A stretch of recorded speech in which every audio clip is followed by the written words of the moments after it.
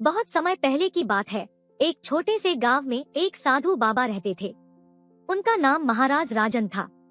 बाबा राजन की आंखों में एक रहस्यमय चमक थी जो उन्हें विशेष बना देती थी। उनके पास एक जादुई पुस्तक भी थी जिसमें अनगिनत जादुओं का सीखने का रहस्य छुपा हुआ था। गांव वालों की आदत थी रोज बाबा राजन के पास आकर उनसे नए जादू सीखने के लिए प्रेरित होते थे।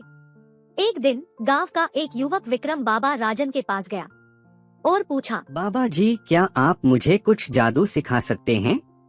बाबा राजन ने मुस्कुराते हुए कहा, बिल्कुल, लेकिन हर जादू के साथ एक सीख होती है। तू इस जादू की कहानी सुनना चाहेगा? विक्रम ने हंसते हुए कहा। हाँ बिल्कुल। बाबा राजन ने शुरू किया। बहुत समय पहले एक जादूगर था जिसका नाम सागर था। सागर को एक चमत्कारी पत्थर मिला था जो किसी की भी इच्छा को पूरा कर सकता था, लेकिन उसे यह जादू सिर्फ एक शर्त पर काम करता था। विक्रम ने रोकते हुए कहा, शर्त क्या थी? बाबा राजन ने कहा, पत्थर सिर्फ तब काम करता था जब कोई उसे दूसरों के लाभ के लिए इस्तेमाल करे। यदि कोई अधर्मिक मकसद के लिए इसका उपयोग करता तो वह चमत्कार नहीं होता था। विक्रम ने आत्मा से सुना और बोला।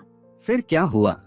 बाबा राजन ने कहा, एक दिन सागर ने एक गरीब किसान की मदद की। किसान को बड़े खेत में फसल उगाने के लिए सागर ने अपना जादुई पत्थर किसान को दिया। विक्रम ने उत्सुकता से कहा, फिर क्या हुआ किसान के साथ? क्या उस जादुई पत्थर ने अपना जादू दिखाया? बाबा राजन ने कहा, किसान ने जादुई पत्थर से खेत में अच्छी फसल उगाई। सभी गांव वाले हैरान रह गए कि कैसे इतनी बड़ी फसल एक बार में ही जादुई पत्थर से कैसे हो सकती है। विक्रम ने पूछा, फिर सागर को क्या मिला?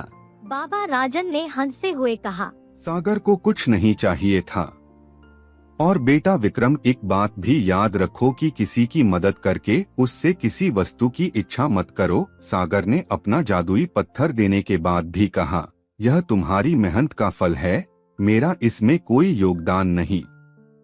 इस बात से यह सीख मिलती है कि यदि आपको किसी की मदद करने का अवसर मिले तो बदले में उस इंसान से कुछ प्राप्त करने की इच्छा ना रखें।